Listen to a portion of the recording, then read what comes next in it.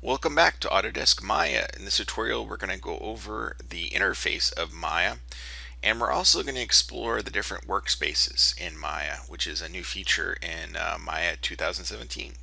So let's begin. The first thing you'll notice when you open up Maya is typically there isn't necessarily geometry here.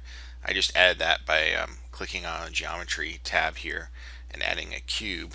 But what we have here is your main viewpoint, which or viewport, which has all your geometry and so forth from your scene. This is basically the main stage where you work. So it's pretty common with most applications. You have some sort of stage. Over here on the left, we have an outliner, which basically describes different items in our scene here. We'll get into more detail with the outliner later on. Over to the far left, we have all these tools. A lot of times, most applications, they have some sort of tools. We're going to go down to the bottom here. We have the time slider here. So we actually can create animation here. And we have a little time slider, a little device here, which allows us to magnify on certain frames or expand them. And you can change the values here.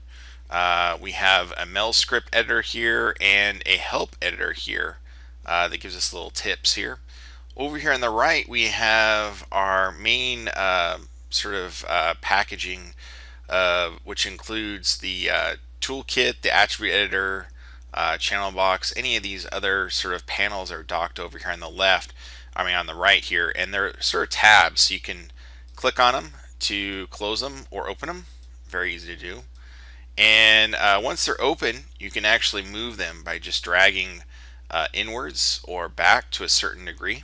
Okay, so the interface is real easy to kind of modify that way. And you can see these little icons up here basically are the same represented here. So for example, right now we have the channel box or the attribute editor, which is this is the channel box right here icon. So if I turn it on or off, it's like closing it and opening it. We have at the very top, we have our main controls, and these controls are dependent upon this module here, which is currently set to modeling. Watch what happens when I click in here and switch to rigging. You'll see some of them have changed and updated. So it's dependent upon the kind of workspace that you're in a way. This isn't really changing the workspace, but just changing the actual tools that are allowed in here. Typically, I keep it on modeling here. Towards the bottom, we have other controls. These are primarily for some render settings and some things to do with the grid.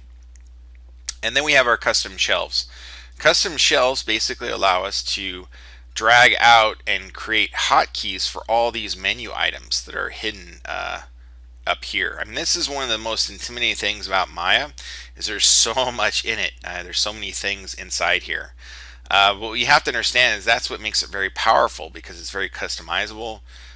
You can do lots of really cool things in Maya. You can create custom icons, you can create custom interface. There's tons and tons of things you can do here. Over here on the right, at the top corner, I wanted to point out we have our workspace, which is a new feature. Currently, it's set to classic classic Maya workspace. We go to the next one. We have modeling standard, and you can see all of a sudden we have some modeling toolkits that are sort of set up on the right here. So depending on what sort of workspace you want, maybe you're into sculpting, which is fairly new features. You can click on that and you have some sculpting ability to do there. Or you're into UV editing, right? You're wanting to unwrap your object. So by having this UV editor over here, you can see it allows you to set everything up. Now you don't have to use these workspaces. They're just available here. You can always stick with the classic and then modify however you want. Each of these panels, you can see as I grab the outliner, it's dragged out and it floated. If I close this out, it's still going to be here. It's not destroyed in any way.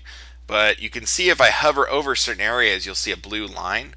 And that allows me to dock it in certain areas. So if I want to bring it back over to here, on the left, I have to wait till I see sort of a blue line going vertical, and then I release, and there it is. So now the outliner is sort of docked in here. So the tool palette here, I can do the same thing. I can drag it out and then drag it basically back in there. With the tool palette, I notice sometimes it's a little trickier because you have to expand it and then move it over, which is a little annoying. But yeah, so now I just move it over until I see again that blue line. Sometimes it's a little tricky, it doesn't want to go. There we go. Dragged it in this one. So what I'll do is I'll drag out the outliner. Sometimes it's easier to swap these and then bring them back in. So and all these panels up here that come down, so if I click on here, you can see there's tons of drop down menus. So for the mesh tools here, sometimes there's a lot of work to go in here and navigate into these. But as you can see, all these windows that pop up, there's this little dashed line at the top. If you click on that, what that does is it removes it and gives you a floating window, which is really cool. However, if you close it, it doesn't mean that it's gone. It's still there. It just allows you to float it out. So these little tear out bars are really cool. Each of these menu items here, as we go through, some of them will have an arrow which leads to other menu items. The ones that see like a little square here, what this represents is basically the options for this tool. So for the edge loop tool here, for example, if I click on this option, it'll give me a window in the tool settings, which floated out on my other display here. And here are all the options here. So I can basically add multiple edge loops and do lots of different things in setting for this particular tool. We'll get into more detail with these tools later on, but I just wanted to give you kind of an overview of the interface here. The last thing I want to share was the background here currently is set to this sort of kind of bluish gradient. If you hit Alt B, you can toggle through these different background choices. And once you select one that you like, you can also go to the Windows menu, go down to UI Elements, or no, I'm sorry, Settings and Preferences, and go down to Color Settings. So Windows, Settings, Preferences, Color Settings, and then open up the 3D view here, and you have these little sliders here which you can modify and adjust the current color. So you can always do that on the fly, and you'll see it updates there. You can also click in here and actually pick a color if you want something really kind of crazy. So that's basic overview of the interface and the lots of workspaces available in Autodesk Maya. Until next time.